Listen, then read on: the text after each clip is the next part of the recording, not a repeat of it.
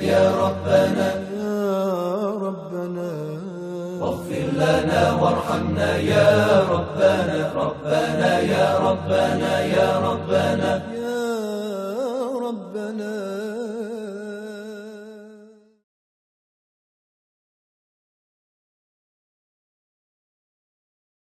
أعوذ بالله من الشيطان الرجيم. بسم الله الرحمن الرحيم. الحمد لله رب العالمين، والصلاة والسلام على رسول الأعظم محمد صلى الله عليه وآله وعلى أهل بيته الطاهرين وأصحابه المنتجبين. أقول لكم السلام عليكم ورحمة الله وبركاته. Para pemirsa dan pendengar yang kami hormati, pada kesempatan yang lalu kita telah mengakhiri pembahasan kita dengan menyebutkan satu hadis indah dari Rasulullah SAW.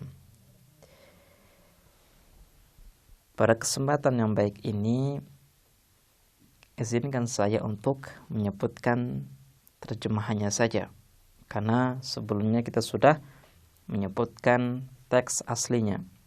Kata beliau, barang siapa yang menjenguk orang sakit, maka setiap langkahnya sampai ia pulang akan mendapatkan pahala besar dari Allah Subhanahu wa taala, yaitu 70 juta kebaikan. Itu setiap langkahnya. Kemudian Allah pun akan menghapus 70 juta keburukan. Kemudian Allah Subhanahu wa taala akan mengangkat orang tersebut, dan Allah pun akan merintahkan kepada para malaikatnya untuk memintakan ampun untuk seseorang yang menjenguk orang sakit. Ini merupakan satu penjelasan indah dari Rasulullah SAW terkait dengan urgensitas menjenguk orang sakit dan apa yang dihasilkan dari perbuatan ini. Kemudian yang kedua adalah orang yang menjenguk orang sakit, ia akan mendapatkan kebaikan dari para malaikat Allah Subhanahu wa taala. Imam Baqir alaihissalam pernah berkata, ayyuma mu'minin 'ada mu'minan khadha fi rahmati khawdan fa idza jalasa ghamarathu ar-rahmah fa idza insarafa وكل الله به 70,000 ملك يستغفرون له ويسترحمون عليه ويقولون طبت وطابت لك الجنة. Setiap mukmin yang menjenguk mukmin yang lain, maka ia akan diliputi oleh rahmat Allah Subhanahu wa taala. Dan ketika ia pulang, maka Allah Subhanahu wa taala akan merintahkan para malaikatnya, ditulis dalam riwayat 70,000 malak, 70,000 malaikat, untuk memintakan ampun untuknya dan memintakan rahmat dari Allah untuknya. Dan para malaikat-malaikat Allah berkata, tibta wa tabat lakal jannah, kamu adalah orang yang baik dan kamu layak untuk mendapatkan surga Allah Subhanahu wa taala. Ini merupakan satu motivasi besar untuk kita supaya kita lebih peduli kepada orang-orang yang sedang sakit. Kemudian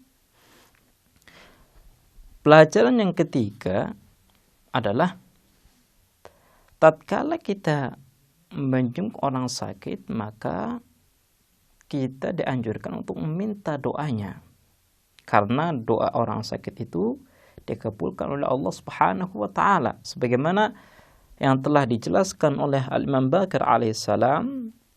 Beliau mengatakan, man 'ada maridan fillahi lam yas'alil maridu lil 'aidi syai'an illa istajaballahu lahu. Barang siapa yang menjenguk orang sakit karena Allah Subhanahu wa taala dan orang sakit itu meminta sesuatu untuk yang menyebutnya dari Allah Subhanahu wa taala, maka doanya akan dikabulkan oleh Allah Subhanahu wa taala. Jadi ketika kita menjenguk teman kita yang sakit, saudara kita yang sakit, kita minta kepadanya untuk mendoakan kita. Semoga kita bisa mendapatkan berkah dalam kehidupan kita, ekonomi kita lancar, usaha kita lancar. Ini merupakan satu poin yang mungkin jarang sekali kita dapatkan. Kalau kita menjenguk orang sakit, kita hanya mendoakan dirinya tanpa kita mengetahui bahwa kita pun dianjurkan untuk meminta doanya. Karena doanya orang sakit itu akan dilihat oleh Allah Subhanahu wa taala. Ini adalah satu poin yang menarik yang perlu kita amalkan dalam kehidupan kita. Kemudian poin berikutnya adalah bahwa ketika kita menjenguk orang sakit, maka sama dengan kita menjenguk Allah Subhanahu wa taala. Artinya kita peduli dengan Allah Subhanahu wa taala. Makanya Rasulullah Shallallahu alaihi wasallam pernah berkata, kelak di hari kiamat Allah Subhanahu wa taala akan berkhitab kepada hambanya yang tidak mengunjungi saudaranya, temannya yang sakit. Ia akan berkhitab dan berkata, "Abdi, ma man'aka idza maridtu an ta'udani?" Apa yang menghalangi dirimu ketika aku sakit tapi kamu tidak menjengukku? Kemudian hamba tersebut mengatakan fayaqul. Hamba tersebut mengatakan subhanaka subhanak anta rabbul ibad la ta'lam wa la tamrad. Ya Tuhanku, maha suci engkau, maha suci engkau. Engkau adalah Tuhan. Mustahil engkau akan sakit. Kemudian Allah Subhanahu wa taala berkata, "Marida akhukal mu'min falam ta'udhu. Wa 'izzati wa jalali law 'udtahu lawajadtani 'indahu." Ketika saudaramu mukmin yang lain sedang sakit, kamu tidak menjenguknya.